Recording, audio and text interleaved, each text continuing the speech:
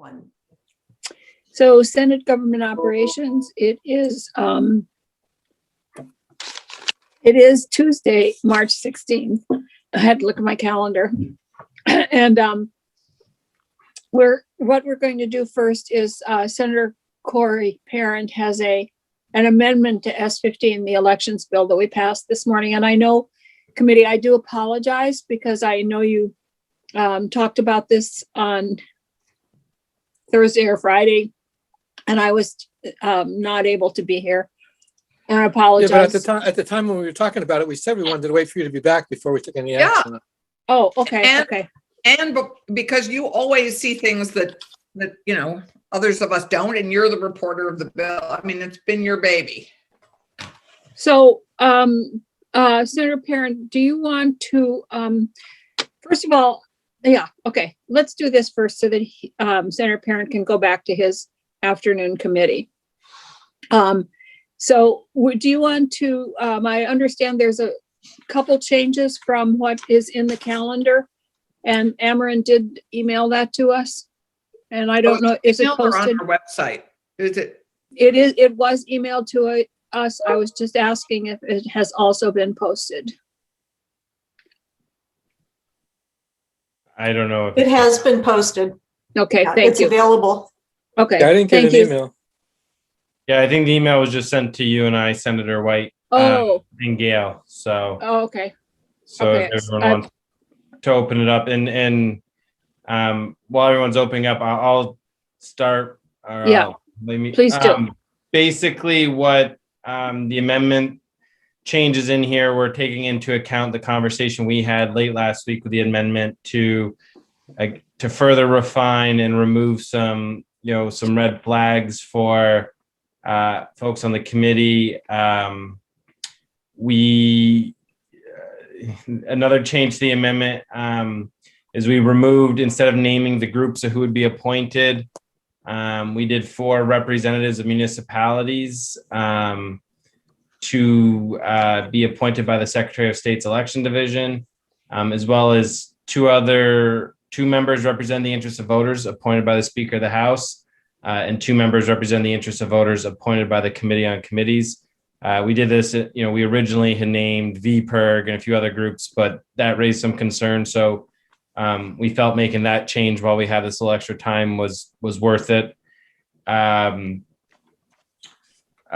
Just a few other language changes.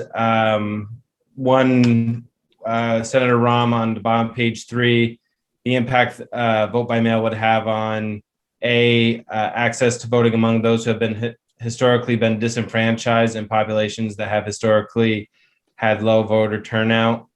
We added that because we said groups that had historically low voter turnout, but Senator Rahm correctly pointed out that might not be because of their volition, and was something that we might have had laws in place to stop that. So we cleaned up that language a little, and then I think there was just I think that's pretty much of the changes. There were a few other changes. I can't find them right now. Amber, I don't know if I'm just looking over them quickly. I made this morning. I think we said we originally, it was on page 3, line 12. It's not highlighted, but we did talk about whether universal vote by mail should be expanded to include the primary. And originally we had general election in there because Ameren felt if something happened to the bill, it should still be in the study committee. And then talking with some folks who are interested in S15 as a whole, recommended that language come out. So we took that out. I think ultimately that's the gist of the changes from last Thursday. Obviously, Senator White, you weren't here when we presented it. Ultimately, at a high level, what my goal here is to establish the study committee to look at town meeting day and not just vote by mail, but ways to increase voter turnout. And that could include changing the day or making it a state holiday. There's leeway for the committee. I'm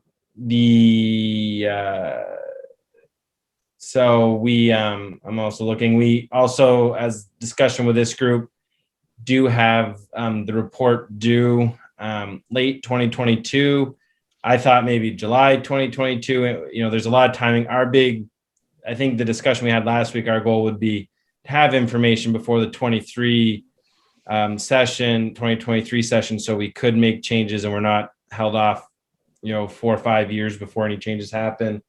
And then the other big piece of the amendment is where towns choose to vote by mail for town meeting day, can choose to.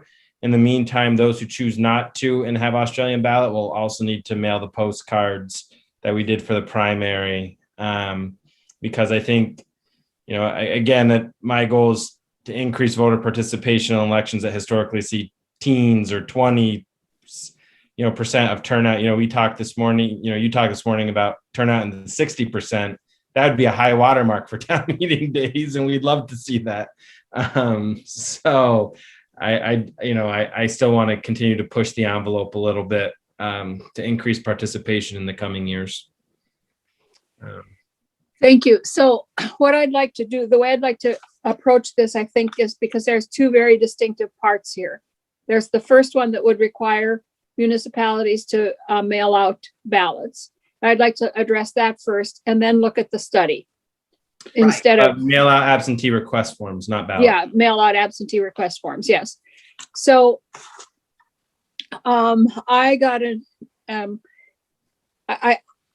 here's my feeling about this. I don't know if the rest of you have weighed in on this in your discussion before, so I'm going to assume that some of you have made your feelings known here, and I'm going to tell you what my feeling is on this. I don't think we can do this without much discussion from the town clerks and the town select boards, because this would be a pretty substantial cost to some of the towns. And they have the option to do it. I do not like this provision. I think that we leave that to the towns, and if they choose to send out postcards, that's fine. But without more discussion from the town clerks and the who run their town elections, I don't feel comfortable doing it. And I did get a long letter from Carol Dawes today stating that from the Clerks Association. So, Will, do you want to weigh in on that part of it? I would just agree with you, Senator White. I think it's something that clearly needs input from the town clerks and other folks at the municipal level before imposing that kind of mandate. It's a significant mandate. There are a lot of towns who conduct their local elections by Australian ballot and would be required to send an application under the amendment. And the other part of it is that some towns do part of their by Australian ballot. In Putney, for example, we do our just the election of our officers by Australian ballot, but everything else is done.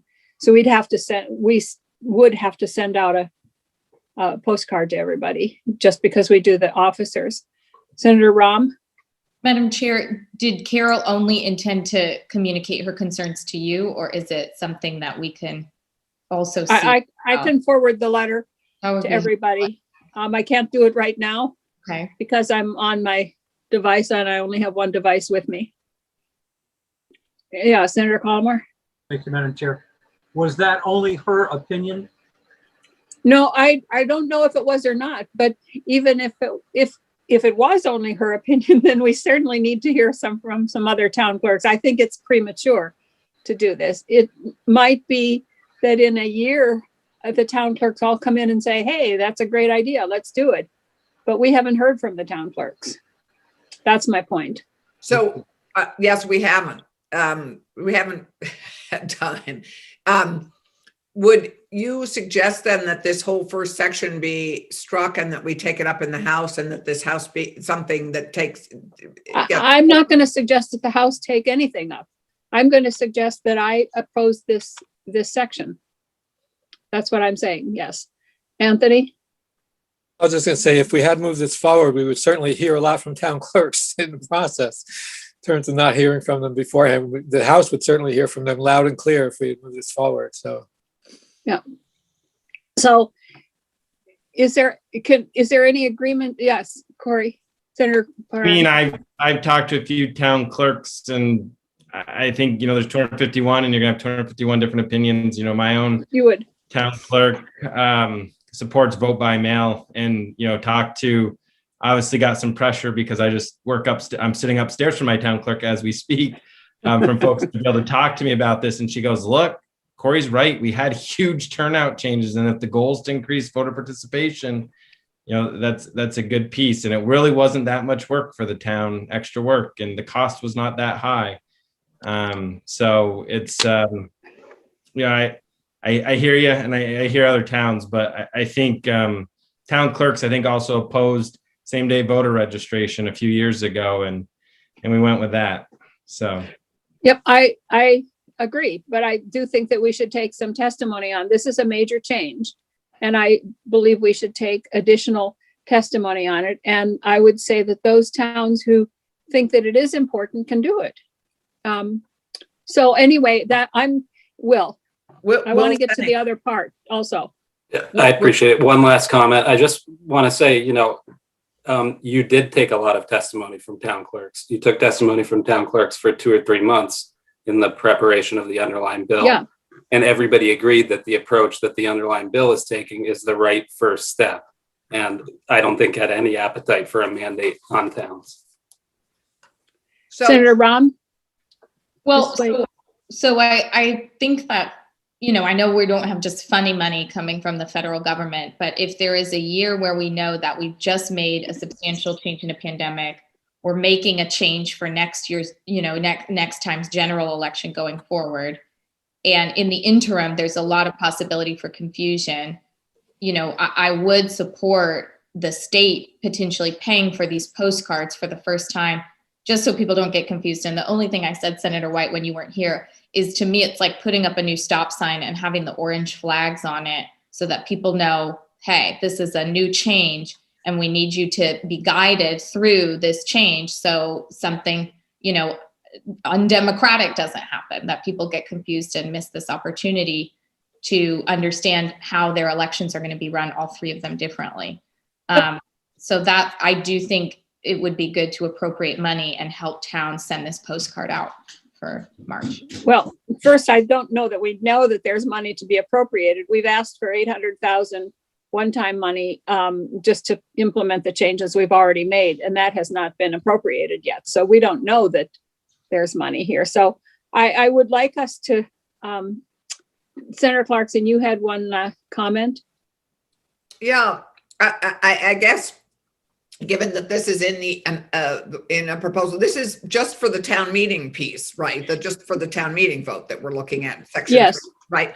So while we're talking, maybe Gail could be inviting Carol to testify. No, we Yeah. do not have time. If we're going to take testimony on this, we're really going to take testimony on it. We're not going to just take testimony from Carol. I think that if we are serious about implementing this, then we need to take testimony. Well, I hate to say it, but given that we have it in front of us, we could certainly delay. There's no reason we don't have to do a 3rd reading tomorrow. We could do 3rd reading Thursday. Okay, all right. If Anthony? I mean, I'm just saying.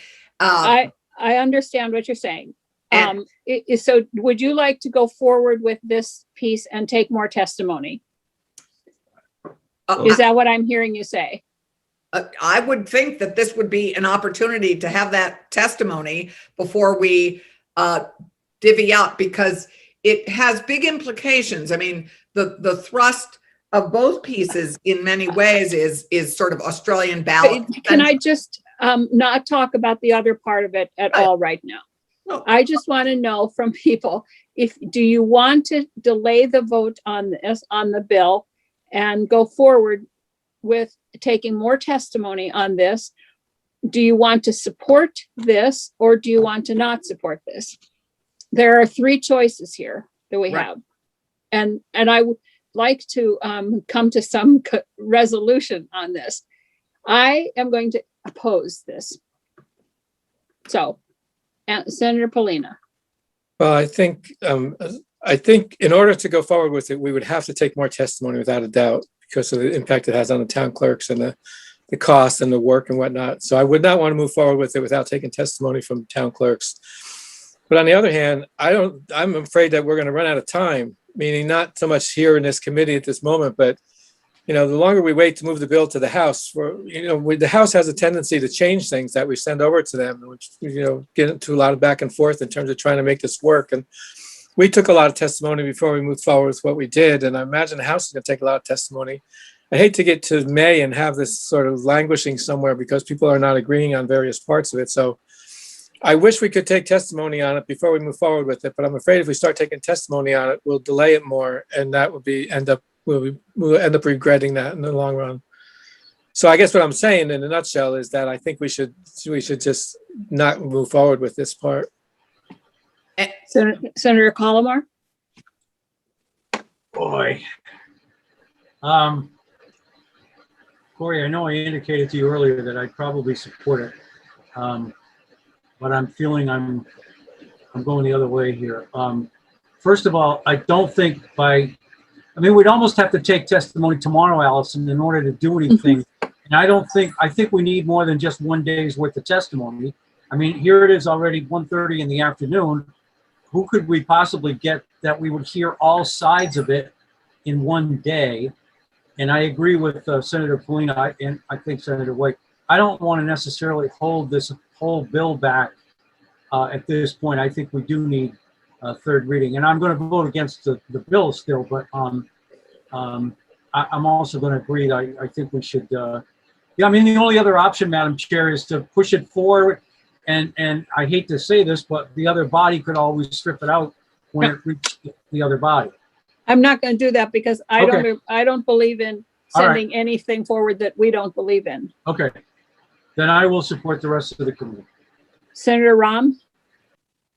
I just want to say I believe in this, and I think we could work with clerks on how to make it work so that we support voters. We don't often hear from just your average voter who's trying to make sure they understand how to vote. And for me, that's who I'm sticking with here because I think we could help clerks make this work. So I really would like to see this language move forward so that it's part of the discussion. Okay. Come May.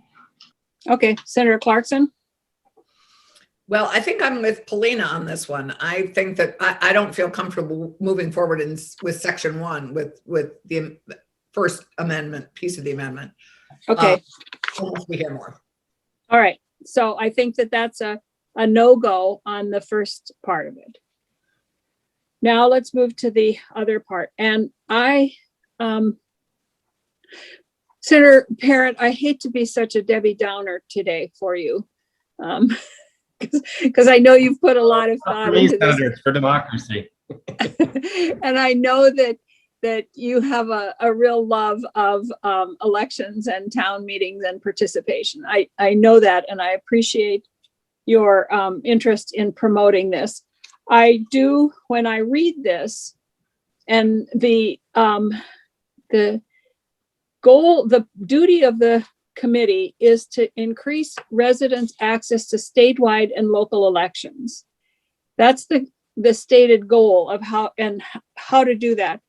And as far as I can tell, the only thrust in here is around Australian ballot or possibly changing town meeting day. But the only other thrust here is around Australian ballot. And in my opinion, if we want to increase participation in town meetings, there are a multitude of ways of doing it. It isn't just about Australian ballots, but we are focusing here only on Australian ballots rather than on how do we get people to come to town meeting? How do we make it available? Can we do it remotely? Can we do it by having 3 town meetings in different parts of towns and then have, I don't know, but it seems to me that if we want to really, really look at increasing participation in town meetings, then we need to be really creative about it. And I don't think this, just looking at Australian ballot is being very creative. And I do think that the Secretary of State's office probably has answers to all of these questions and has information that they could give us in a report. They don't need a group to study the issue about it. We know what the issues are around the primary, for example. We just need to know how to solve those issues. And this group isn't going to come up with that. They're just going to say whether it should be required for the primary. So I do not, I think there are ways of doing this. And I think that the Secretary of State's office has so much to do between now and December 22nd or 2022 that putting something else on them is going to once again leave the 5, potentially 6 members of the division sleepless and with no family time. So that's my opinion. And so I also oppose this part of the amendment. So Senator Clarkson. So I actually, I hate to do this, Madam Chair, but I actually agree that town meeting participation, particularly in town meeting, needs to be addressed. So I think I would, and I wouldn't be so prescriptive about what to address. I think we want to, we have a great opportunity here. We've had the best turnout ever in our general election, and then we've gone to back to town meetings and lower voter turnout. So it does strike me that given the success of 2020 and then the sort of, I wouldn't say nosedive of the town meeting elections, but definitely not as, we don't have 73% or 74% participation rate in town meeting. I think that we could, if Corey was willing, to expand this and have it be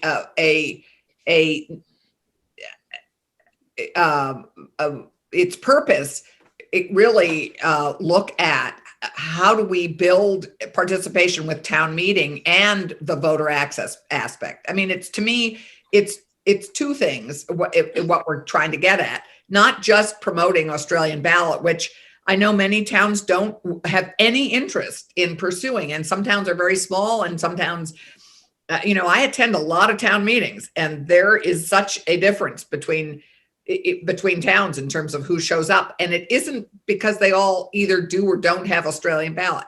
So I would love to see sort of a slightly expanded scope of this study committee and really have it address how can we improve participation in town meeting, which is one thing, and how can we continue to improve voter access and turnout in our general elections. So I'm going to make 2 comments on that, and then I'm going to turn to the elections division to see if they could do either this or a broadly expanded study of town meetings. We've been studying town meetings for many years.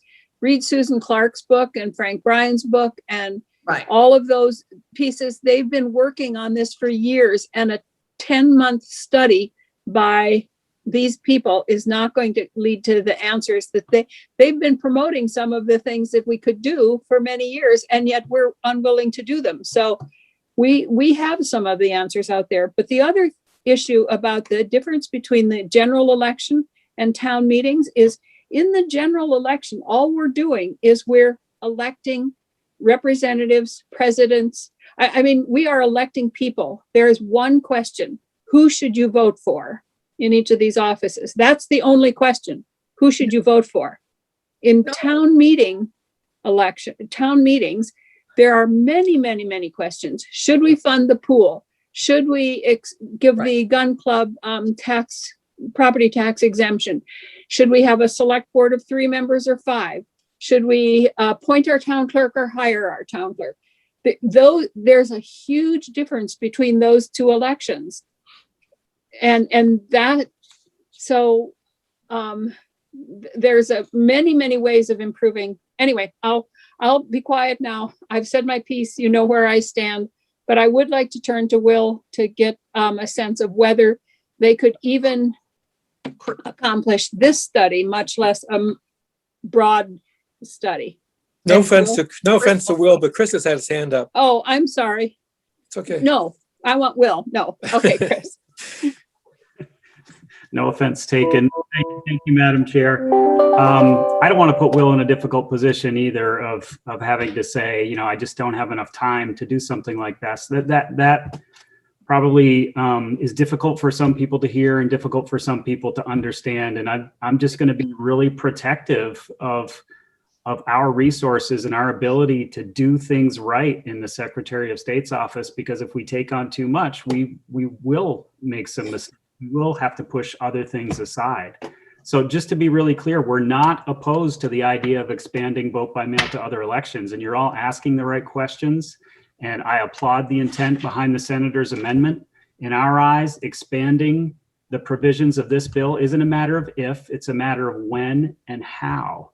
And we fully agree that we have to study it really carefully. You've all brought up some great points already about the differences for an August primary or for a local election. And it's complicated, and it needs to be looked at very carefully before, especially before we mandate it for local elections.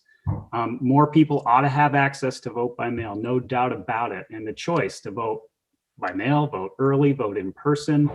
That's why we did it in 2020. And that's why we brought this bill forward. And as you know, Vermont is doing a great job, thanks in large part to the work of this committee, the leadership of Secretary Kondos, to lead the nation in access to the ballot box.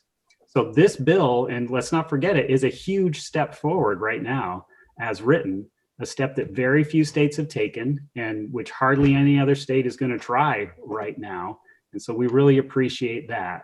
And the wonderful job this committee has done already of taking testimony, gathering input, bringing so many stakeholders together for support for this bill. The other thing that we really appreciate about this committee is that you've entrusted us to do the right thing in 2020, and that worked out really well. And you further trust us, I hope, with knowing our limits and the right pace for us to move forward with expanding mail balloting in 2022. And you all know the issues around the primary and town and annual meeting and elections. And like the Senator White was saying, we know what the issues are. We know it's different than a general election. And we know what we have to look at and consider before we include them. And we could certainly put those in writing for you. We can certainly come back in January of 2020 to tell you how things are going and what we think ought to be addressed. But we want to make sure that we do that with appropriate caution and timing with all the work we have on our plates in the coming years. And it really is, we do a lot of work in between the actual elections themselves. Will's doing work today and tomorrow in planning for the elections in 2022. His whole team is focused on things that they have to do in between times to get ready for an election. So we've taken this approach that we do it really slowly and deliberately and do it right. We're really proud of this bill as it came out of committee. And so we would just hope that the committee, we don't take our eyes off what's important here, this massive leap forward that we've made, and that any expansion needs to be done deliberately. And so we don't think this amendment is necessary at this time. And we would respectfully request that you not support it. We don't need a study committee of 13 people to figure out what the issues are here. We know what the issues are here. We can make some recommendations, but we really are cautious about adding a lot more to the elections division plate right now. And we've got a real clean, simple bill that we all decided in the last couple of months was the right way to proceed with the general election only at this time. We appreciate you giving us some time to talk about this amendment today. So, Senator Polina, we need to kind of hopefully Move it wrap this along. up pretty soon. Right. Well, I have two thoughts. One, neither of which are going to move us forward. But I'll tell you what they are anyway. One is that instead of an expanded study committee, I would see a smaller one that gathers to like talk about some of these issues and it's less bureaucratic and less difficult to like manage and organize. But the other thought I had was that what we should do, and I'm not saying we should do this, it's just a brainstorm. Don't hold me to this. But I wondered about, we should introduce a committee bill next year or sometime soon that says we're going to make town meeting day a holiday. We're going to require the mail out voting, and just sort of, that would give us the reason, that would give us the vehicle from which to take testimony is all I'm saying. So I don't want us to get too far off here because Corey has to go back to his committee and we have a lot of stuff to do this afternoon. So the question is, do we support this amendment or not? And I think that there are many, many, many ways of us to, that the committee itself, along with the Secretary of State's office, can look at the issues. As he said, they know the issues of mailing out ballots in the primary and local elections. They can come with recommendations. They don't need a committee to do that. We can take testimony on whether we should make it a holiday or not. That was one of the original suggestions that came to us, and we put it aside. We said, we can't deal with that now. We're focusing on this narrow issue. So the question is, do we support this amendment or not? And we have to make a decision here. And I will tell you, I do not support this amendment. Now, everybody else can weigh in. Senator Polina. I'll put my brainstorms aside. I would say not. Yes, please do. Just trying to like get the flow going here, you know? No, but we don't have time to get the flow going. That's the problem. We can get the flow going in 3 weeks. We can start talking about this again, but not today. I Not hear you. attaching it to this bill. So, Senator Polina, where are you? I said not. I said not. Oh, not. Oh, okay. I'm Yeah. sorry. It's okay. Senator Ram? Well, I don't want the Secretary of State's office to think I don't value their time, but this is a huge moment in a kind of seismic shift in how we think about elections and democracy and civic participation. And I think knowing the issues from town clerks and from kind of a administrative lens is really different than having public participation and really talking to folks who often feel left behind in how our elections operate. So it sounds like I will probably be outnumbered. I don't want you to think that means I don't respect you and your time, but I would support this amendment. Senator Collmore? Well, I've already weighed in on the first part of the amendment, but I do support the study. So I think Senator Clarkson has the deciding vote. Well, I really want to thank you, Corey, because I think this amendment has got lots of good things in it, and ones that I wish we had more time to take up. So I'm going to support our chair and vice chair and vote against it, but not because I don't think it's got lots of good stuff for us to be considering for town meeting. I do, and coming from a town where, we've all watched our town meeting participation dwindle, and it's frustrating.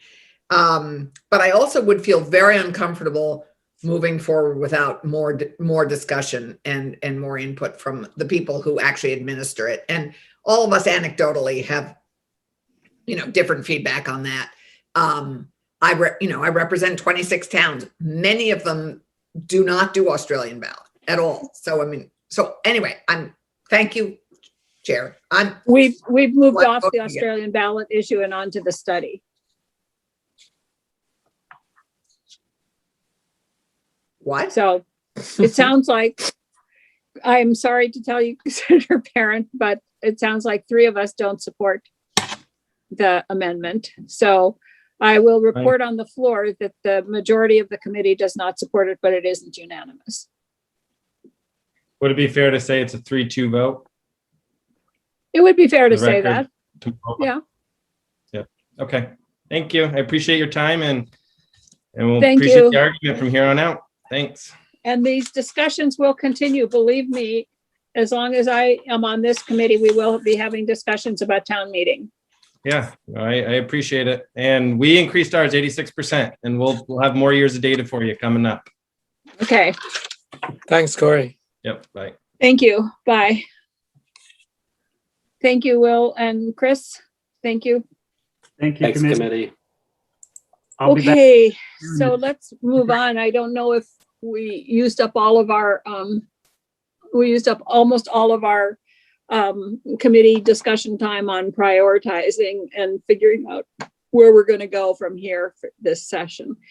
Can we just take a few minutes to look at those if you've had a chance to think about the issues that you want to deal with next year? I mean, now coming up. I have a list of them, but I'd like to hear from other people. I've talked too much already today. Yes, Senator Ram. I just don't see anyone else looking up right now, so I thought I'd jump in. Because I'm looking for an email from Jeanette that I may, because I've had no email last night.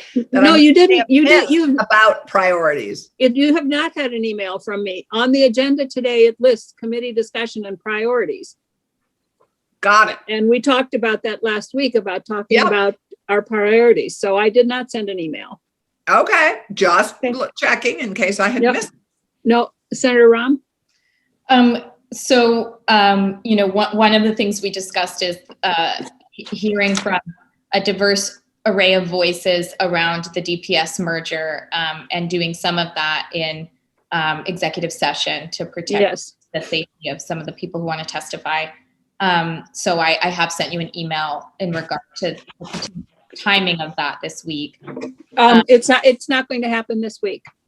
Okay, that's helpful for me to let other folks know outside of the building who don't kind of follow our schedule. Yeah, what I'd like to do is talk about, I mean, the whole APS, DPS discussion is a priority, and we're going to look at that. So, and we will be here having some kind of an executive session to hear from people. Okay. Another issue that I mentioned last week, and I just can't remember, Madam Chair, if you were here for it, is some of the appointments that are under our purview, and really kind of feeling my way around in the Senate that our committee might be the one to look at digital services and how digital government is administered, and not seeing that come from any other committee, knowing that there's going to be a huge request for resources potentially to modernize our IT infrastructure.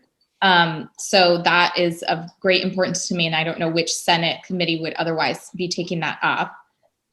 You mean the issue of broadband and telecommunications itself, or the confirmation of the Digital services to me means something different. It's, you know, our government IT. Yeah, and so are you talking about the confirmation of John Quinn? Yes, I am. Yeah. Okay. So I don't know if we got that. Did we get that, Gail? Pretty sure we did. Okay. Yeah, So we we'll did. take We that. did. If we have, we'll take up any confirmations that we have. okay. And the other kind of outstanding issues that I've raised being talking to Susanna Davis about candidate safety for BIPOC and LGBT candidates, and how we might work to advance that, and community conversations around policing, if not tied to a cannabis revenue source. I still wanted to continue that conversation. And on language access, I am still working on legislation with Ameren, but, you know, just really wanting us to take a look at our emergency communications and language access before we leave this session. That's good. Thank you. Senator Collmore? Thank you, Madam Chair. I sent you an email today. This has just come up on my radar in the last couple of days. And I don't know whether the intersection is with our committee or education, but one of the towns in my district is not allowed to replace a resigning school board member, but it has to go to the select board for some reason. And it has to do with Act 46 and the school merger law. So I'm not clear yet on, and this apparently goes back to 2005 when it was changed. But I'm being asked to at least look at that situation. Why can't a school board appoint their own school board member? Why does it have to go to the Board of Selectmen? So I don't know whether that's an issue for this committee or for the Senate Education Committee, because it has to do with Act 46, but I thought I'd bring it up. Yeah, no, I think that's good. And we'll put it on the list here because it certainly affects municipalities if they're so we'll put that on the list. That's my only issue right now. Okay. Senator Clarkson? So, of the things in front of us and the things we still have unresolved is I would, hearing Susanna's name makes me think one of the things I would love to review with her is the resources and what additional resources her office may or may not need, because we helped create that and her position, and she has proven to be invaluable to the state and to our work. I mean, she's like Ruth in the Bible. Have you come to the kingdom for such a time as this? Boy, did Susanna come to us at such a time as this. It was perfect. And I just love to have that conversation with her also. That's sort of like a meat and potatoes discussion with her, but I think we need to have it. I'd love to take up our ethics commission, the code of ethics, and get that embedded in our, codify that, which we're, I hope, being asked to do. And the reapportionment, whatever we have to do to move reapportionment along, I believe the House has sent us a bill on that.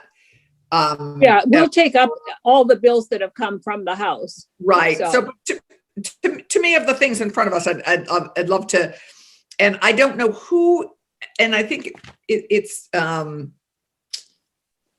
anyway, I think those are, and the OPR bill, because anything that is of priority interest for me. And quite honestly, anything that is being proposed in the government accountability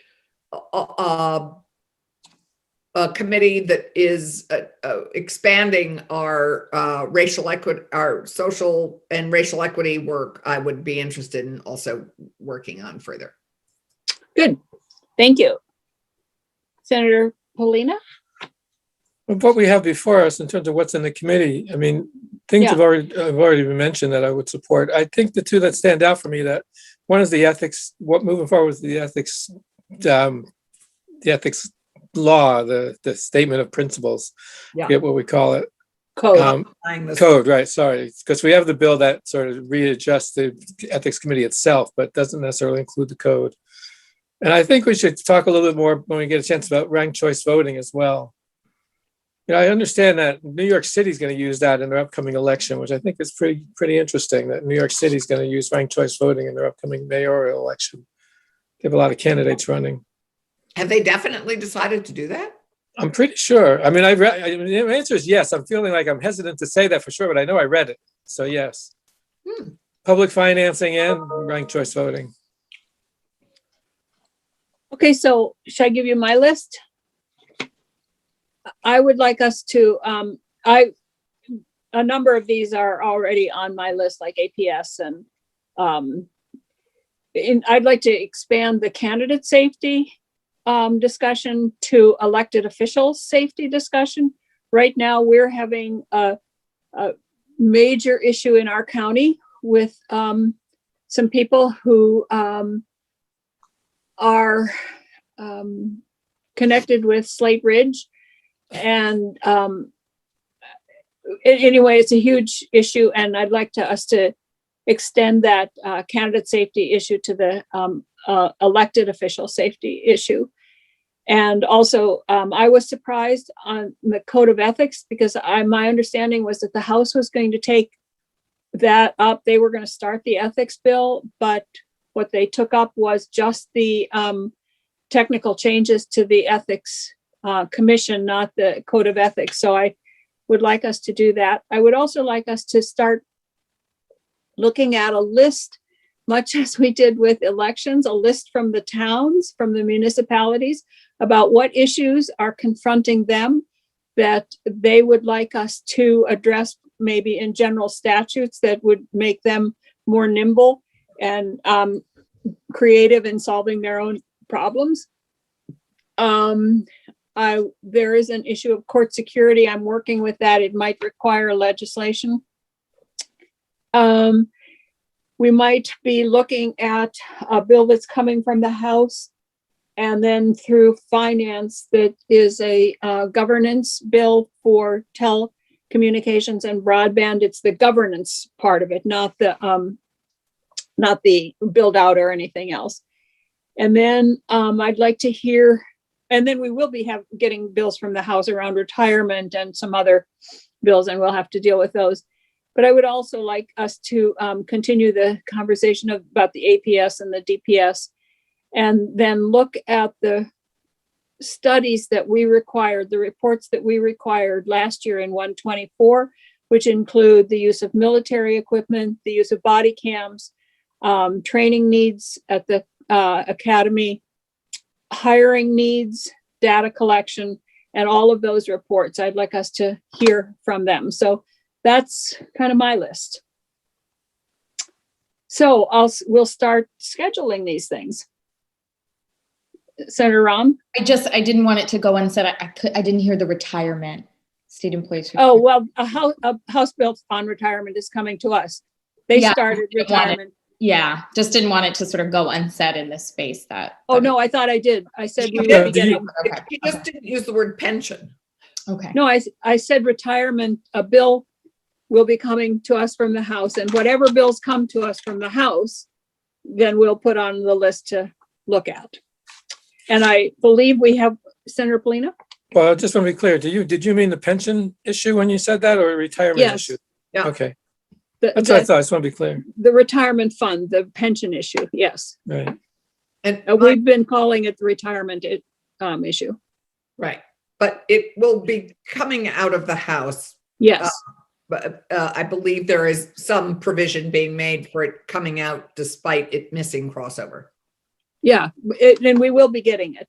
And I think Representative Colson is on that committee that has been looking at it. So he doesn't need to address it today because we don't want to put him on the spot. I believe he's here for another bill. So can we move on now to hearing on today's agenda? So Representative Colson, are you here to talk to us about H-289 perchance? I am, Madam Chair. Okay. Thank you. So do you know all of us on this committee? I believe you've been before us before. Yes, I do. Okay, thank you. So we do have the OPR bill, and if you'd like to just, you were the reporter of it? Yes, along with Okay. Representative Higley. Okay, so if you'd like to go through it with us, and we'll start. Sure. Thanks. Thank you. For the record, Representative Hal Colson from Winooski. So this is the OPR bill that we work on periodically, and I would say that a lot of the amendments in this bill are housekeeping, just tightening up language and making sure everything matches. And with regard to substantive changes, I would look to Section 5, which deals with pharmacy, and there have been amendments made to amend this chapter to allow the Board of Pharmacy to discipline a pharmacy for imposing staffing practices that deviate from safe practice. And, you know, OPR received lots of concerns about patient safety, and consequently, they did an inspection program. There were complaints from state officials as well, and this culminated in the Board of Pharmacy to survey its pharmacists last fall, and this requires pharmacists to provide a patient with timely access to records or essential pharmacy services. These amendments require pharmacies and pharmacists to identify and resolve conditions that may interfere with a pharmacist's ability to practice with competency and safety, including interference with mandated rest periods. This also allows the Board of Pharmacy to discipline a pharmacy for repeatedly failing to provide resources to pharmacists that they need to safely perform drug utilization reviews, immunizations, counseling, and verification of prescription accuracy. This also allows the Board of Pharmacy to discipline all pharmacies in a chain under common ownership if the state finds that misconduct occurred in more than one site and is attributable to the chain's policies, not the result of an individual pharmacist or pharmacy. And this would enable the board to find that unprofessional conduct at one site is attributable to shared business practices and therefore applies to all sites. So that was a significant change. And moving to section 9, well drillers. Essentially, this will transfer the licensure of well drillers from the responsibilities of the Department of Environmental Conservation, Groundwater Coordinating Committee to OPR. And the well drillers are currently licensed through A&R. So this section and the next section are moving the licensure and the disciplinary adjudications for well drillers to OPR. And this is a recommendation from a recently filed report on the regulatory licensing structure in Vermont. And also another substantive change would be in section 13, the Agency of Education. This section transfers what is recommended in the licensing structure report. So the transfer appeals from hearing decisions from the Agency of Education to OPR. These could be appeals from licensure denials to unprofessional conduct allegations. Previously, appeals went to the State Board of Education. This language will allow the director of OPR to assign an appellate officer who is on contract with the office to provide appellate review. And this came about because as far as the appeal process, AOE just felt it didn't have the capacity to do this well. And OPR is certainly poised to do this as it does it for all of its 50 plus professions that it regulates. And those were the really main changes that were proposed through amendments. We heard from a number of witnesses, and our vote was 11-0-0 for passing this out of committee. Representative Colson, thank you.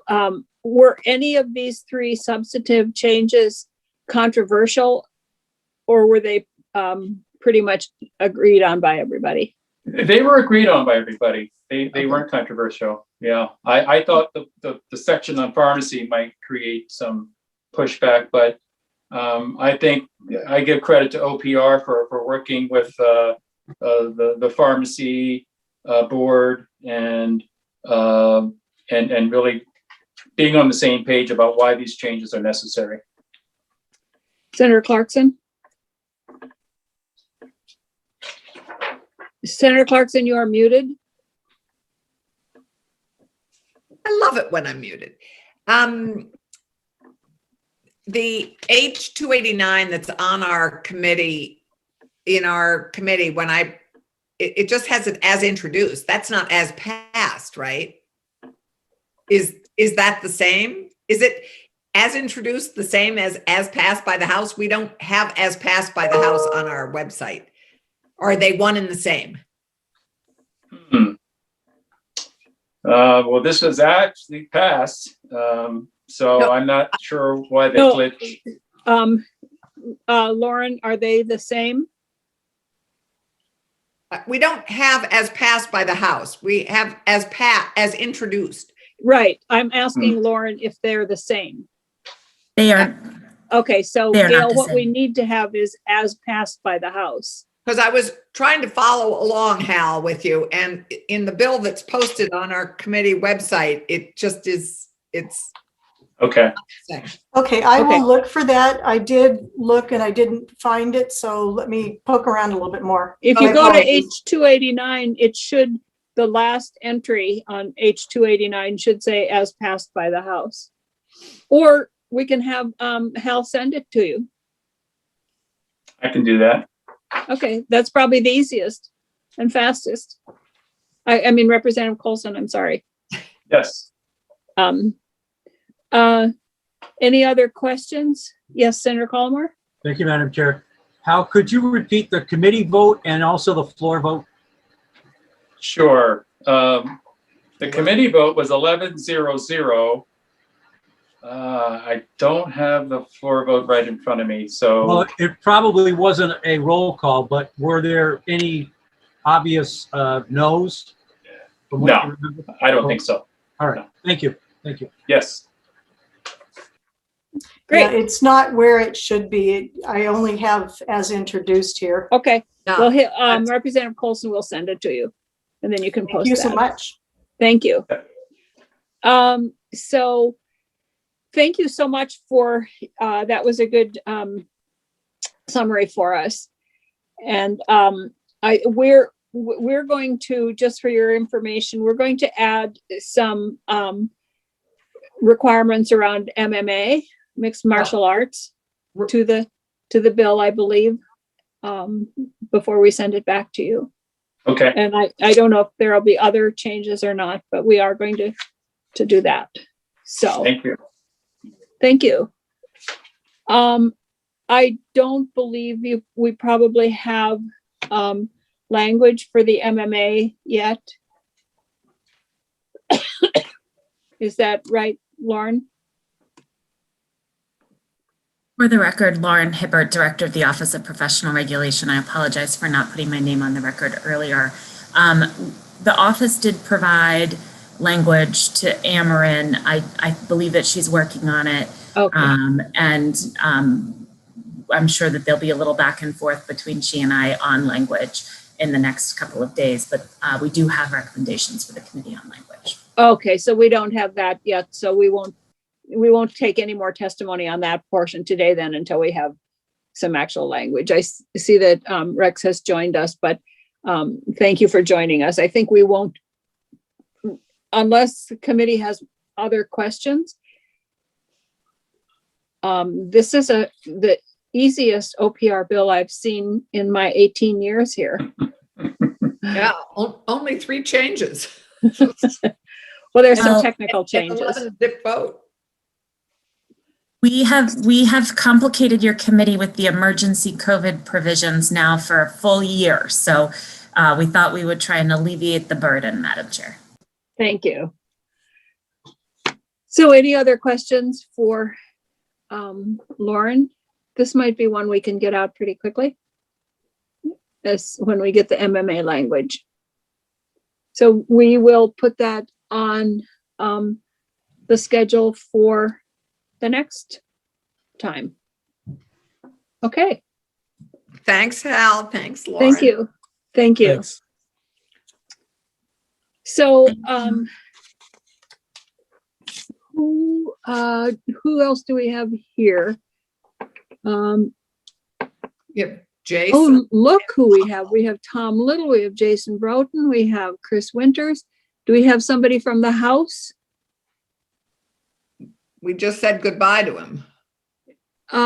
Yes, but I don't think he was going to report on the next bill. Mark Hagley was invited, but I did not hear back from him. Okay. Well, I think this is a relatively simple issue, but I think what I'd like to do is have, it's H338 is the bill number. And I think the way I'd like to do this committee is to have Tom Little present the issue to us and then have Jason talk a little bit about his role here and how we're going forward and then figure out what the issue is and then what the solution presented by the House was. So does that make sense? Yes. Okay, thank you. So Tom, do you want to join us here and give us the scoop on our reapportionment issue? Yes, thank you, Madam Chair. Pleasure to be with the committee again. The legislative findings in Section 1 of H338 pretty much walk you through the predicament we have. The statutes impose some calendar deadlines on the apportionment board and indirectly on boards of civil authority during two certain phases of this. And then this all rolls into the needs of the General Assembly to get the apportionment board's final reports in a timely manner so that the Senate and the House in turn can complete their assigned responsibilities in a timely fashion. The U.S. Census Bureau notified the world about a month ago that notwithstanding the federal statutory requirement that this census data set be released no later than March 31, that in fact it was going to be released on September 30th. The deadlines that I mentioned earlier all happened prior to September 30. So the apportionment board has been brainstorming on how we can get started in a meaningful way and make some significant progress prior to getting that census data. And we think we're making a little bit of progress in that regard, but we can't be certain about it. The main reason for doing that preliminary work, I think, is to be ready to hit the ground running when we do get the U.S. Census data on September 30th, so that we will be ready to work and get, ideally, if we have already done some mapping, we will use the census data to correct and update the figures that we have been using based on estimates. So this led the apportionment board to consult with the Secretary of State and a legislative council, and in turn the House Committee on Government Operations to find out the best way to respond to these deadlines. And it might be good for me then to pass off the presentation to Legislative Council and Ameren, Madam Chair.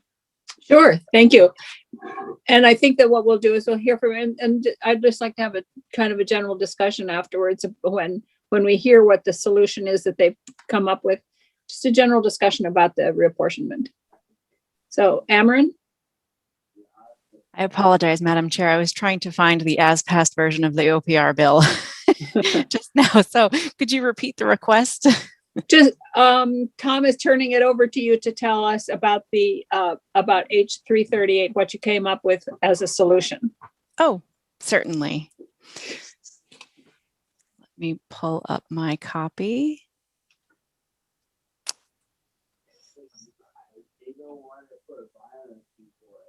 It's not working. Is everyone else able to access the link on the committee's page? Didn't work. Not on the committee's page. Mine said Okay. there's no URL. Okay, let me pull it up then.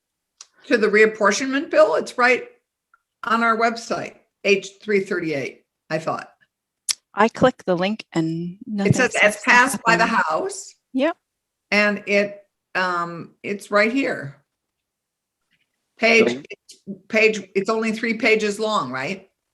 The link on the one part of the committee's website didn't work for me earlier this afternoon either. I don't know what. Oh, It could be user error on my part for all I know. I will It look wasn't into working for that. me either. I just did it from our website and it popped right up. So I can't Ameren, access it either. Ameren, if you can't find that, I can start a walkthrough if that would help. I do have it from our database. Should I screen share for people who aren't able to see it, or would you just like to listen for the time being? I think we can listen for the time being. All right. So this is H338, an act relating to reapportionment proposal deadlines. As Tom mentioned, the first section is legislative findings concerning the notification from the U.S. Census Bureau to the Legislative Apportionment Board that the release of the Vermont redistricting data set for the 2020 census is going to be delayed from the federal statutory deadline of March 31st to September 30th, 2021. A finding that the release of the Vermont data set is critical to the completion of the reapportionment duties and rights assigned to the LAB and boards of civil authority. A finding that the delayed release will result in the Legislative Apportionment Board and boards of civil authorities' inability to meet the reapportionment submission deadlines that are imposed under Title 17, Sections 1905, 1906, and 1907. A finding that the submission deadlines must be amended to allow the LAB and the boards of civil authority to complete their work following the release of the Vermont's redistricting data set. And last finding that the LAB has committed to completing its reapportionment duties as efficiently as possible given the delay, and will strive to complete its work as early as practicable within the timeframe established by this act. Section 2 concerns reapportionment proposal deadlines. This is session law that would permit the LAB and boards of civil authority to vary their timeline and deadlines for submitting proposals. Subsection A concerns the proposal of the reapportionment of the House of Representatives. It says, notwithstanding the deadlines imposed under Title 17, Sections 1905 and 1906, the LAB shall submit its final proposal for reapportionment to the Clerk of the House not later than 90 days from the date the U.S. Census Bureau releases Vermont's redistricting data set for the 2020 census. Subdivision 2, within that 90 days outlined in Subdivision 1, the LAB shall prepare its tentative proposal for the reapportionment of the House of Representatives and notify boards of civil authority as required under Title 17, Section 1905.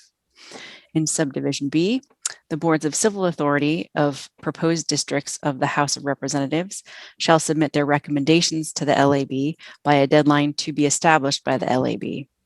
The deadline established by the LAB shall be not less than 21 days after the boards of civil authority receive the LAB's tentative proposal. Subsection B concerns the reapportionment of the Senate. Notwithstanding the deadlines imposed under Title 17, Section 1907, the LAB shall submit its final proposal for reapportionment of the Senate to the Senate Secretary not later than 90 days from the date of the U.S. Census Bureau releasing Vermont's redistricting data set for the 2020 census. Subsection C, all other deadlines and procedures for the 2022 reapportionment of the House and Senate shall remain as they are outlined in Title 17, Chapter 34A. The effective date in Section 3 is upon passage. Thank you. Any questions for Ameren at this point? So is it pretty clear, Tom and Jason, that they are going to release it on September 30th, or that that's the last date that they'll, or I'm sure that you are right in their mindset, so you will know how to respond to that. Well, thank you, Madam Secretary. Within that, for the chair, I would say from what I have been receiving and continue to receive regarding the census, it appears that they are going to be on track to do what is considered an all-at-once push of this out. Normally, they do allow it to come out of their data portfolios over time, but given what we just went through with 2020 and how things transpired, the census has let all persons know, particularly those who are in nonpartisan officials such as the Secretary of State, that they will be doing this by September 30th. All 50 states will receive it at that one time. They have been sending some information a little bit ahead of schedule, and that would be what is known as I think the redistricting data geographic support products is what it's called. But that would be something that Chris Winters might be aware of or might not, because I know they said they're supposed to be sending that out already to persons to look at a variety of the geography of what is prepared to be for redistricting. But they are going to do that. They do have a small tweak in the wording, though. They say by September 30th, as opposed to on September 30th. So there might be some hope that they will get it out a little bit earlier. And the Census Bureau has been very, very forthcoming with the challenges that they have had, and they continue to update as much as possible and provide things quite frequently. So it might occur a little bit ahead of schedule, but it has not been announced at this time. Okay, and so the reason that the 90 days was put in there was to potentially allow for anything that might come out earlier, if it does. At the latest, we should be seeing the report by December 30th. Is that the way I look at this? That's how I understood it, the way it was read by Emmerlin, is that, yes, 90 days after, this is what would occur from my expectations. Chris, did you want to weigh in? Thank you, Madam Chair. Chris Winters for the Secretary of State's office. I'm keeping my video off because my internet is being very temperamental. Okay. I don't have anything else to add. I would agree. I don't know anything more about this than the esteemed state librarian has stated to you. I've been mostly just a fly on the wall here for administrative support for the Legislative Apportionment Board. And as we get updates, we share them with each other, and really can't wait to get started on the work, but haven't go very fast yet. So thank you. I don't know how much, I know you talked to us once before, but I don't know how much committee members know about how it actually works in the Senate and how it's different in the House. And I hate to say this, but we really don't care what happens in the House, do we? I mean, we do care, but it isn't, they kind of do their thing and we do our thing. And we're not under the same kind of rules around the BCA's weighing in and everything. So do you just want to talk about that just a little bit? Sure. The distinction there is that in the House plan, if the Board of Civil Authorities, if the Apportionment Board's initial House plan divides a town or city into two or more districts, or takes part of a town or a city and combines it with part or all of another town or city, that triggers the right of the affected town's boards of civil authority to meet and propose alternatives to the apportionment board for its consideration. And then there's a very tight turnaround for the board to then file a final House plan. There's also another phase, I believe, during the legislative process where the boards of civil authority can get involved in the House plan, not in the Senate plan.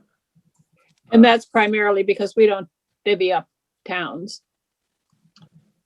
I mean, we move towns around, but we don't divide towns. Right. There is no the law on that is that the Senate and the legislature are, I guess I would say, urged to follow county lines and town and city lines, but there is no absolute prohibition against departing from that.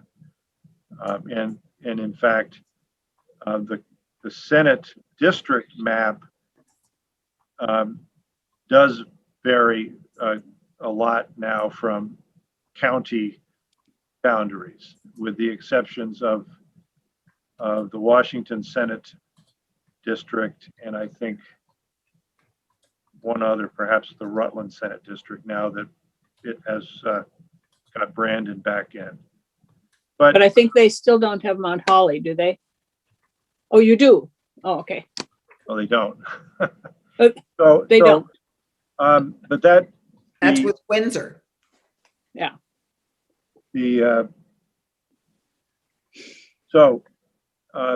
Some of the same issues apply in both the House and the Senate, but in terms of political subdivision lines, county lines, and so forth. But there isn't a Board of Civil Authority component to the Senate plan. Yeah. And mapping and so forth. And the Apportionment Board is working with Chris Winter's staff at the Secretary of State's office and with John Adams at the Vermont Center for Geographic Information, using what I guess I would be fair to call 2019 U.S. Census estimated population data to try to get started on some legislative district population analyses and some sort of experimentation or exploration of some new district maps using that estimated data, so that when we get the final data, we will have a fair amount of work done and be ready to go when we get the final data. And that's why the Apportionment Board is comfortable endorsing H338 with the 90-day provision in there and so forth, because we do think that we will get a fair amount of preparatory work done, so that when the final U.S. Census data arrive, we will not be starting from scratch. So other than than Vermont becoming so top heavy that it's about to tip over, the one issue and meaning that the southern part of the state is going to lose big time in this next census. The one change that we've made, and the issue that you're going to have to deal with and we're going to have to deal with, is the change prohibiting any district to be more than 3 members, which affects the Chittenden district. So I know that the LAB last time brought in suggestions about how to break up Chittenden County. And I think the Senate just wasn't ready to do that then. But since then, we've passed the bill requiring that it be broken up. Yes, indeed. And we have done some very high level brainstorming about what that might look like. I think I mentioned this in my prior testimony. The existing Chittenden Senate district is only about 2,200 population short of the ideal sized for a 7-member district. And I mentioned that mainly to show that when you subdivide that district, and you can, that's tricky because you don't want to end up with one of those subdivided districts having a inflated population deviation. And the population isn't spread evenly throughout the towns in the Chittenden Senate district.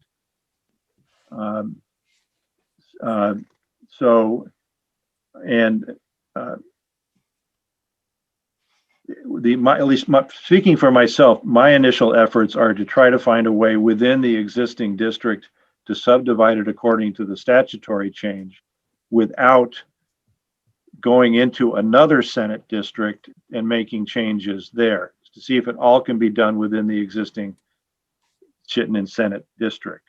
Huh. That may not work all that well, but that's my personal starting point, just to see if it can be done that way.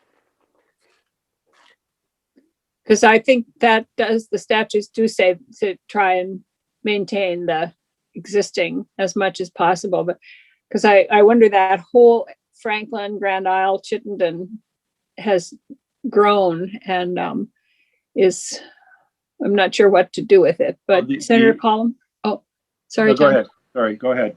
Thank you, Madam Chair. Thank you, Tom. And I realize this question is probably premature. Is it still your intention, though, that the Chittenden district would wind up with 7 senators? And if so, I'm trying to ask this without being too parochial. Would Rutland County, or the Rutland Senatorial District, I should say, be one of the districts that could potentially lose a Senate seat? Can I just Sure. throw my thought in here? Yeah. I think we're going to see a whole shifting up.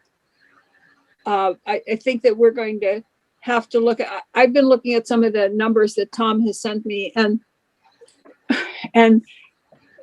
it is premature, but I think that Windham County is going to have to take back some of the towns that we've lost, like Londonderry and Wilmington.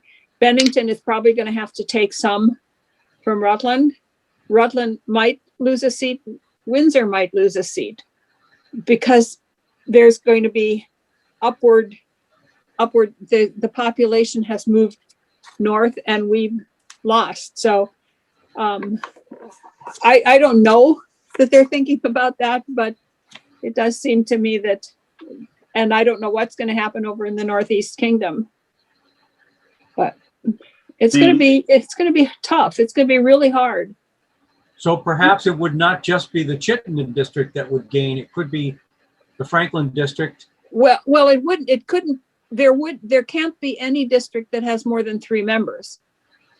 So if Okay. Chittenden ends up, if that area ends up needing 7, then they might have 3, and 1, or 3, 2, 2, and 1.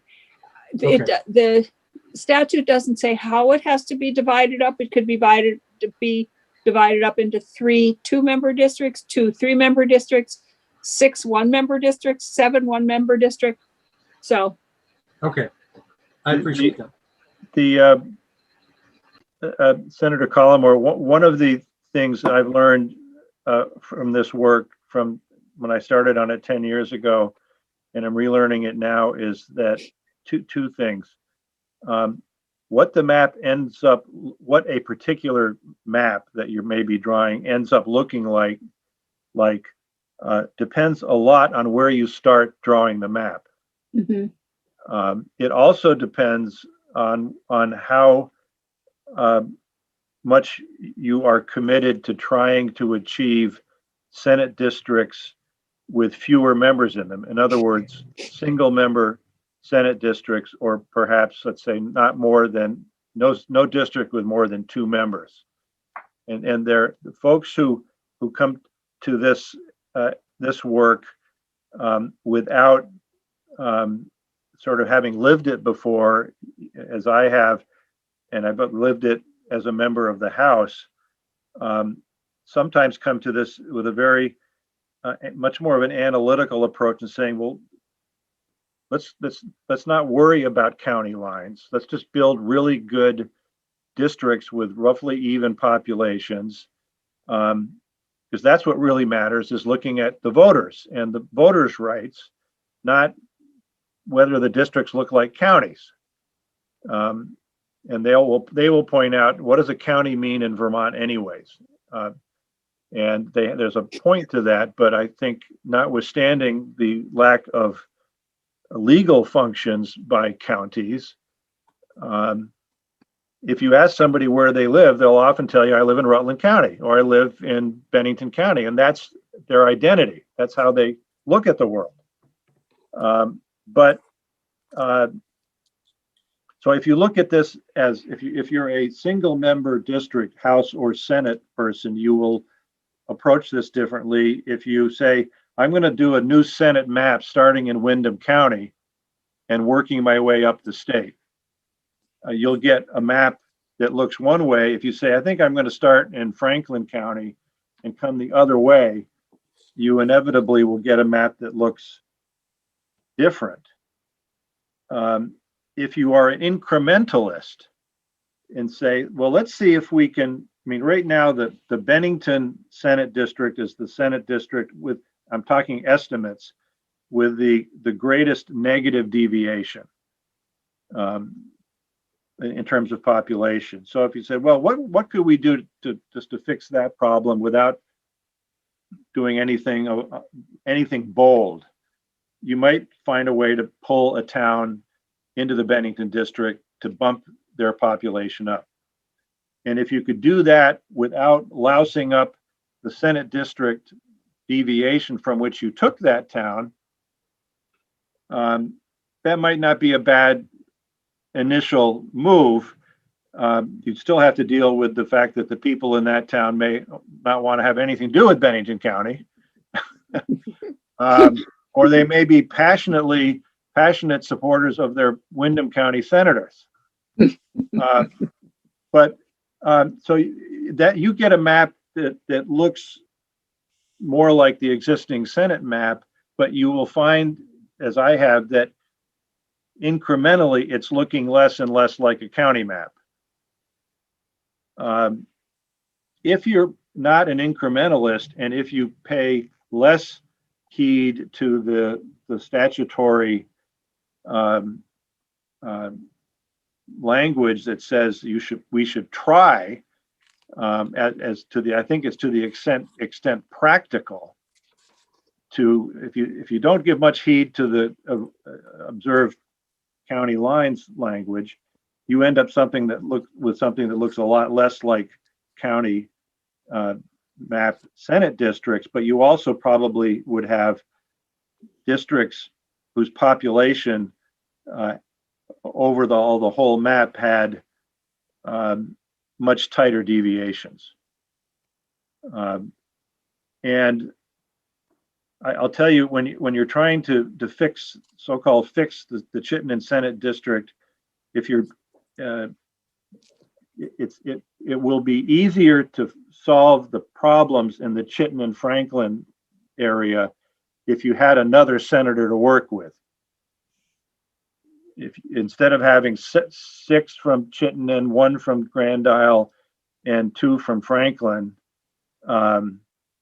which is 9, if you had a 10th senator for that quadrant, the mapping work would probably be easier, begging the question, well, okay, where does that extra senator come from?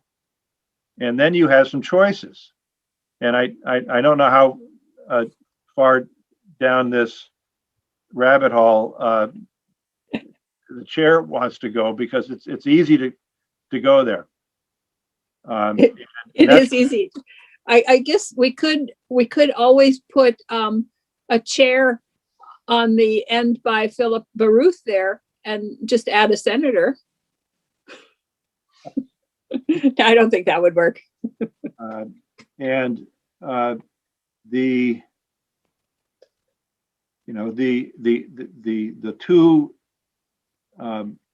two places that would be looked at sooner or later would be the southern tier of the state and the Northeast Kingdom. If you look at the Essex Orleans Senate District, you can see over the last 40 years there's been a certain sprawl to it, as it has incorporated towns from other counties in order to sustain enough population to support two senators.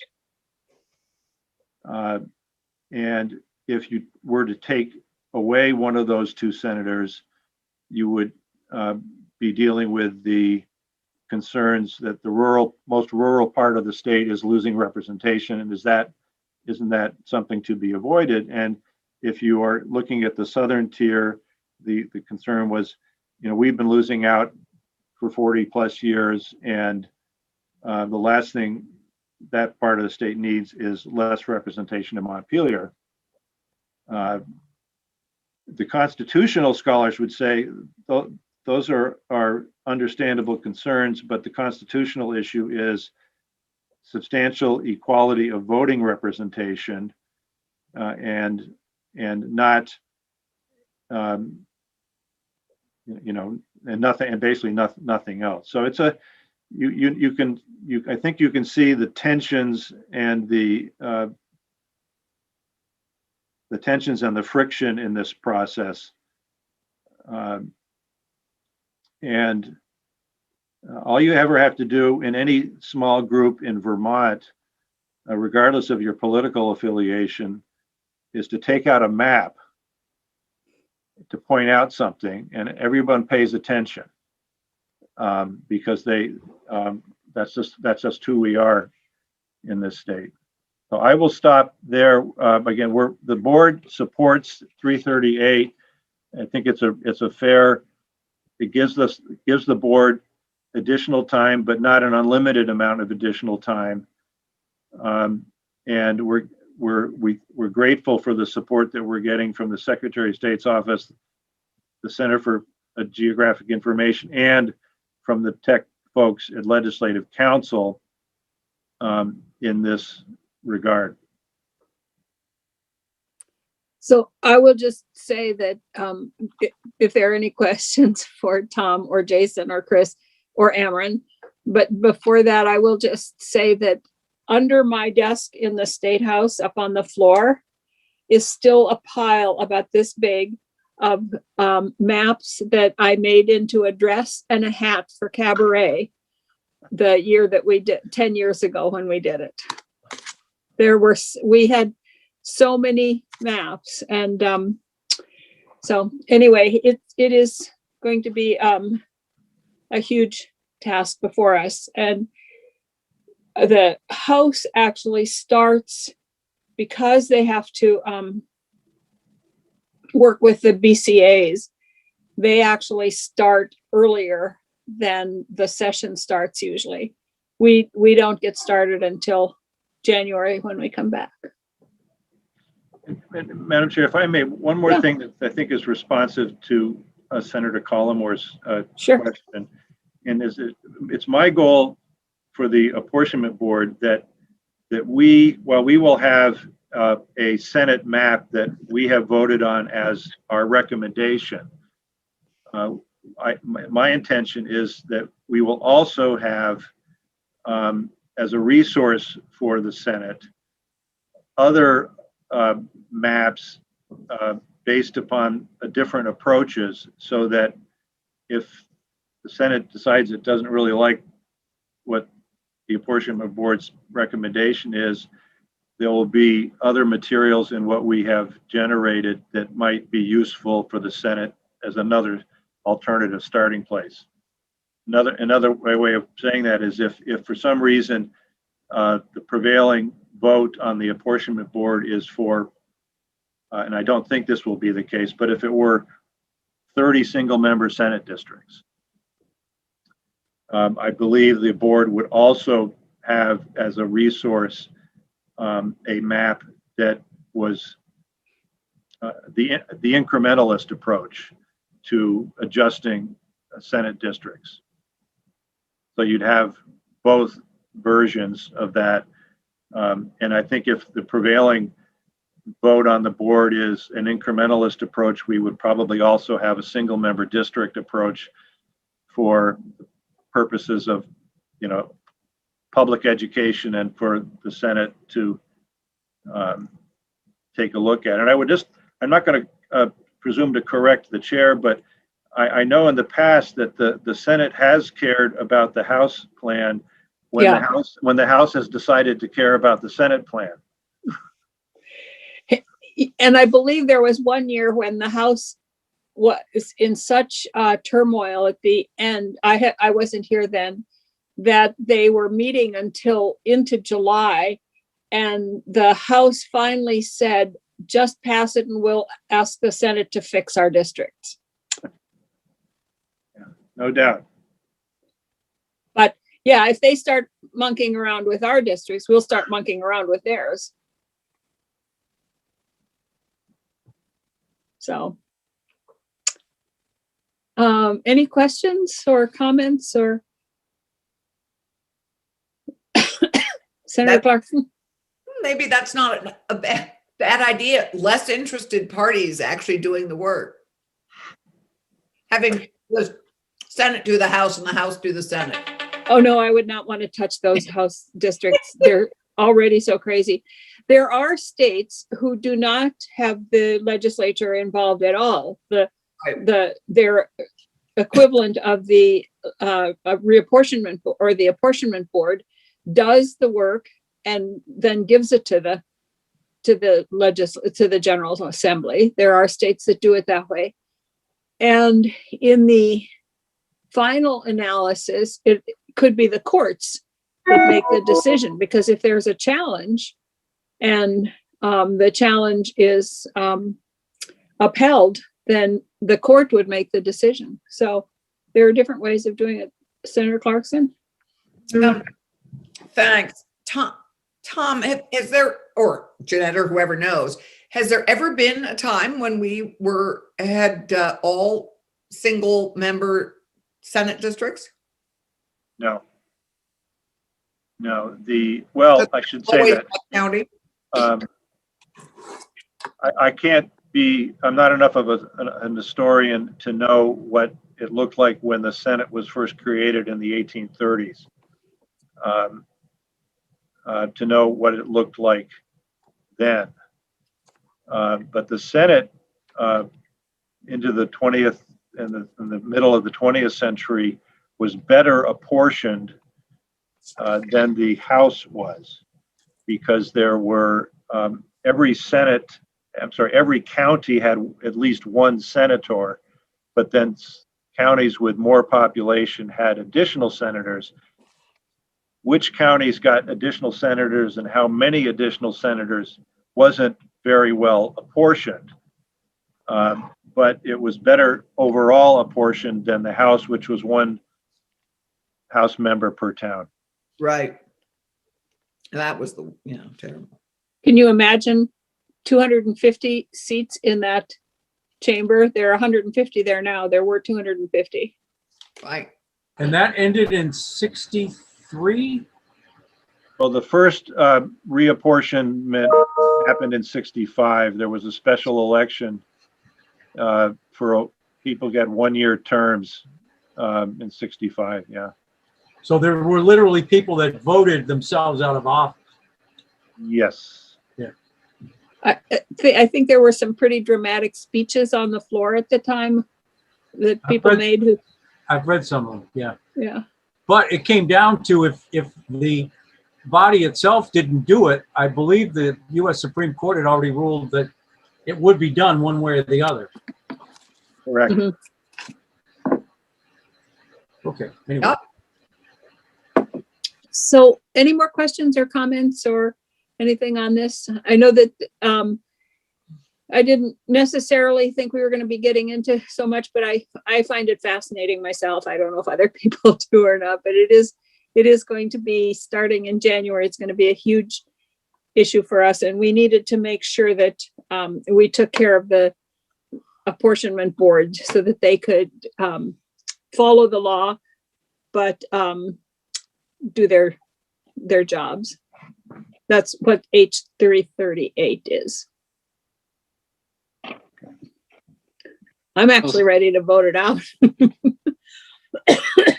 But me too. Is there, it doesn't sound like Jason or Tom have any suggestions for changes that we've. No.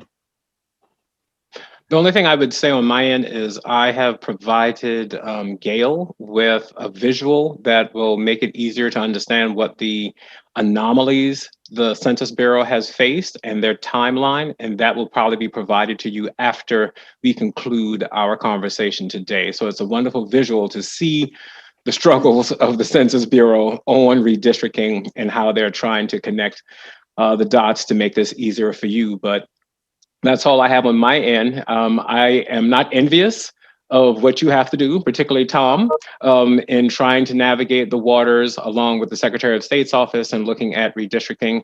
On my end, let me know how I can assist you. My goal is information as always, but I leave that portion to you to decide how you wish to navigate districts. Senator Collmore?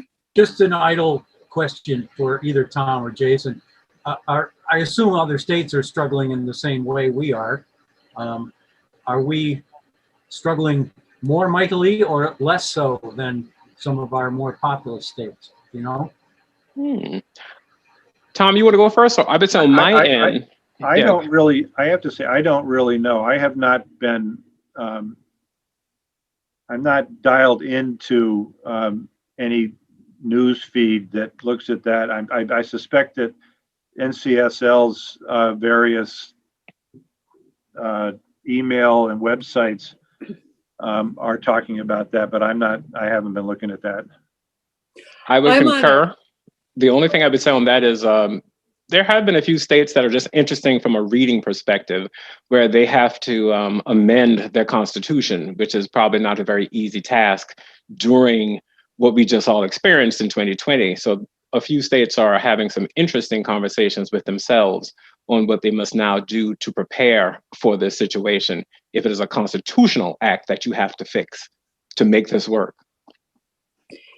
And I'm on some kind of a committee from NCSL around, they call it recanvassing, or it's a redistricting committee. And I look at the minutes. I don't go because their main emphasis is not on states redistricting their general assemblies, but on the federal House districts. And since we only have one, there isn't any redistricting at all to do for us. So that's mainly what I'm seeing that other states are focused on at this point, or what NCSL anyway is focused on. Well, I agree with you, Madam Chair. Some people may see this as sort of a very boringly analytic endeavor, but I think it's fascinating. I really do. I don't know why. I just think it's amazing. Well, it's amazing because it's history in action. I mean, watching how the demographics have shift in population and why, and it's incredible to experience and to have to actually take action on as a result. I mean, it's a kind of interesting combination of history and action and our work. It's great. I look at the two states of my heart, which are Minnesota and Vermont. And I don't know if you've ever noticed or not, but they are, the shape of them is very similar. They have this kind of arrowhead that sticks out at the top by Duluth and by St. Johnsbury. And so their shapes are the same. But in our case, we're becoming very top heavy. And in the case of Minnesota, it's becoming bottom heavy. It's just an interesting parallel there. In Minnesota, people are abandoning the North Country and moving to the cities. And here the city is in the north. So, okay. Oh, Ameren, yes. The only reason I can, and Tom can chime in on this as well, the only reason I could see in waiting to pass this out is that we are receiving regular updates from the Census Bureau about timing.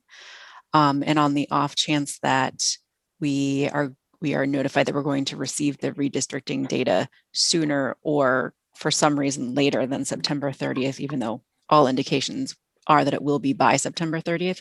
The only reason I could see really waiting for a couple of weeks would be to see if there's any change. Yeah, if there's a change forward, it won't make any difference because this says 90 days after they receive it. So if they receive it on March 31st or on April 31st, then it's 90 days after that. So, but the reason I can see for delaying it is because we don't want to put something on the floor in the next week and a half that we don't have to, because there's going to be so much there to begin with.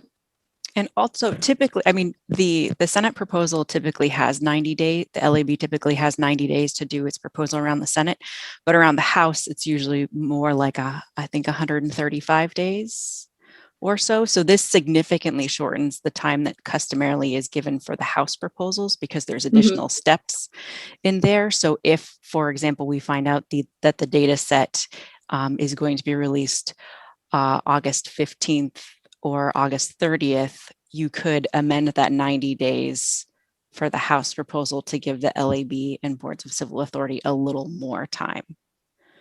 Okay, that But makes sense. again, Yep. Either way. Yeah. Well, I was kind of joking when I said we should vote it out because we don't want anything on the floor at all in the next week and a half that we don't have to have there because there's so much. Senator Collmore? I'm being texted by someone who was on the apportionment committee in 92, 02, and 12, who is now suggesting, with all deference to you, Madam Chair, that Wyndham and Rutland County should be together, connected by a narrow road. I think you might imagine who I'm hearing from. He was in this committee for, I think, a time. I think that's a great idea. Okay. So any more questions or comments? All right, well, we'll wait for a couple weeks and then be ready to vote this out unless there are any substantive changes by then. Okay,